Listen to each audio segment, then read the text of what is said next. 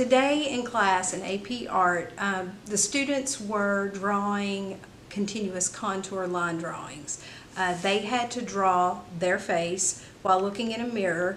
The most difficult part about the assignment is they have to look at all the edges in the face, and they have to create the edges with one single line. So they looked continuously at their face. They should have looked about 80% of the time, and then occasionally glanced down to the paper to make sure that that continuous line represented the detail in their face. I would say for me, it's tricking the brain in order to, because we use different parts of our brain to do different things and different tasks. And I think the hardest part's tricking your brain in order to keep looking at the drawing rather than keep on looking at your paper. Because I'm looking at my paper most of the time, but I think that would probably be the challenging part. Just keeping from picking up the pencil, because like normally in drawing you would be able to, like if you started with like one eye and you want to go to the other and make them match, you just go one to the other. And this you have to like make a path from place to place. It's not natural, because students feel like that when they're drawing they have to look at their paper constantly to make sure that it's right, when in reality they need to look at the subject. In this case it was their face. It's also difficult because you're drawing yourself.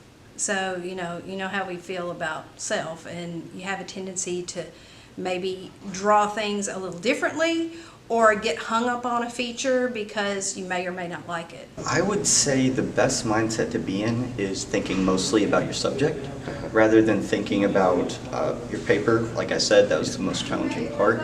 But I think you really need that mindset of, if I don't copy down exactly what's on my paper, then it's not going to be a very good piece, or it won't look realistic. I don't think you need to be very detail focused on this one, because a lot of people are they want it looking exactly like real life, which is just not easy to do with this. They got really frustrated. They would get frustrated in that it didn't look like them, they thought.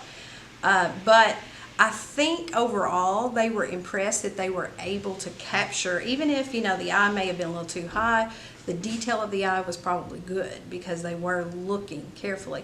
So the rate of the hand is equivalent to the speed of the eye moving across the surface of what they're drawing. Well, I mean, you're always working with new techniques, and you're always you're having to do slight adjustments with how you do it regularly. But I would say that, no, I have done this before, but not to this extent. I've not done as many exercises as we did with it yesterday.